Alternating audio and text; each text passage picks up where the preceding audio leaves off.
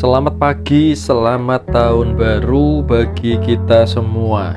Tuhan Yesus memberkati tahun 2025 ini.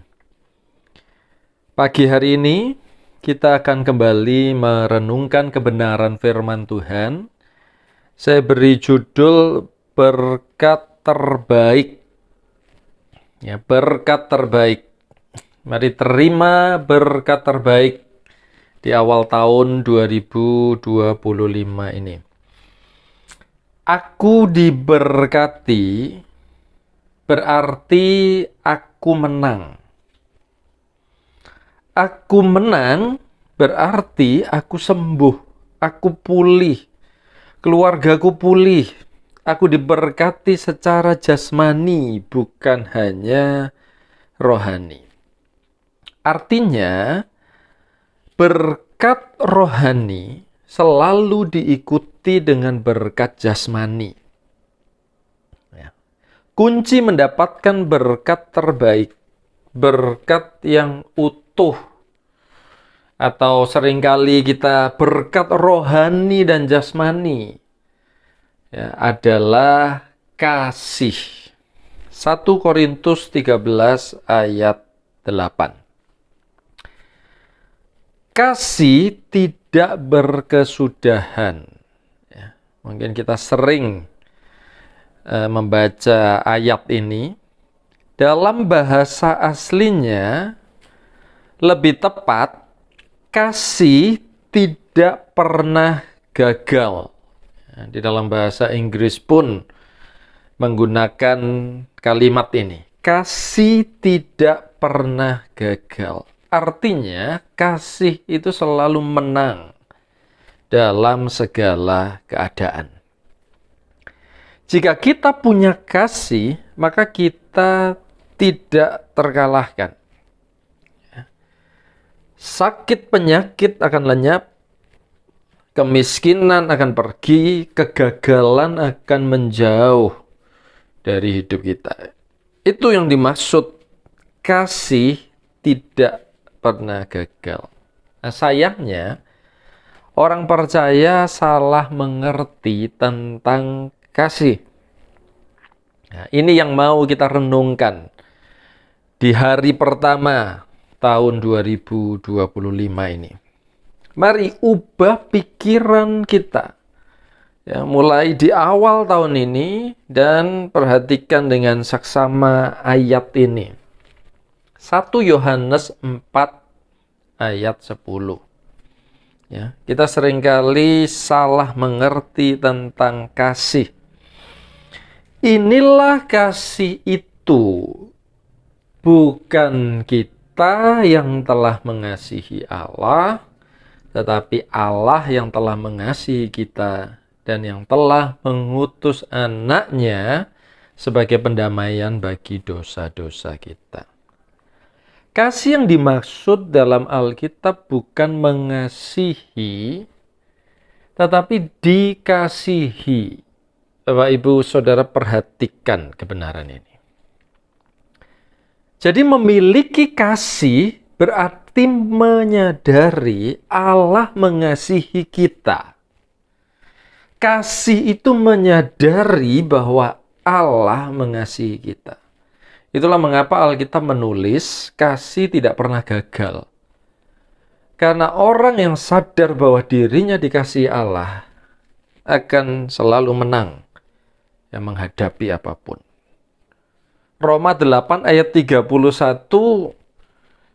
menulis demikian. Sebab itu, apakah yang akan kita katakan tentang semuanya itu? Jika Allah di pihak kita, siapakah yang akan melawan kita? Tentu jawabannya adalah tidak ada. Bukan orang yang berusaha mengasihi Tuhan dengan cara beribadah, berdoa, atau membaca Alkitab yang hebat, tetapi orang yang sadar bahwa dirinya sangat dikasihi Tuhan. Itulah orang yang hebat, yang tidak terkalahkan, yang luar biasa. Dan inilah kasih. kekuatan terbesar di muka bumi. Ya, sadar bahwa dirinya dikasihi oleh Allah. Saya ingin mengakhiri dengan contoh ya, supaya Bapak Ibu bisa menangkap, Bapak Ibu Saudara bisa menangkap kebenaran ini dengan yakin. Dua rasul Tuhan Yesus, yaitu Petrus dan Yohanes ya. Saya ingin membandingkan dua rasul Tuhan Yesus, Petrus dan Yohanes. Perhatikan bahwa hanya Yohanes yang berhasil mengikut Yesus sampai naik di atas kayu salib. Ya, bahkan sampai mati. Yang menyaksikan hanya Yohanes. Petrus yang seringkali diakui sebagai rasul yang paling hebat, bahkan menyangkal Yesus ya 3 kali. Mengapa? Mari kita melihat Matius 26 ayat 35. Kata Petrus kepada Yesus, sekalipun aku harus mati bersama-sama engkau, aku takkan menyangkal engkau. Semua murid yang lain pun berkata demikian juga.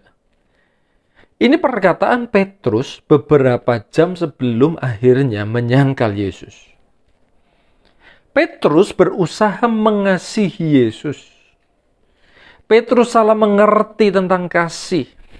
Kasih bukan melakukan sesuatu bagi Yesus. Ya, ini seperti kebanyakan orang Kristen saat ini. Mereka berusaha mengasihi Yesus dengan melakukan apapun bagi Yesus. Saudara akan gagal seperti Petrus. Tetapi coba bandingkan dengan Yohanes. Yohanes 19 ayat 26. Ketika Yesus melihat ibunya dan murid yang dikasihinya di sampingnya, berkatalah ia kepada ibunya, "Ibu, inilah anakmu." Ya, maksudnya adalah Yohanes. Penulis Injil Yohanes adalah Yohanes murid Yesus.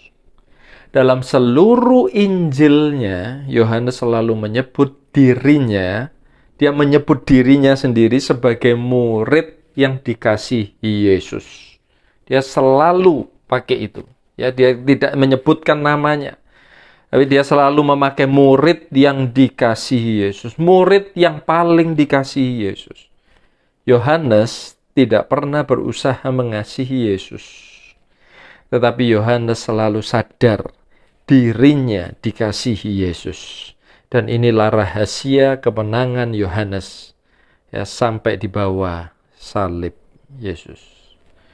Terimalah berkat terbaik yang disediakan Tuhan bagi setiap kita di awal tahun ini.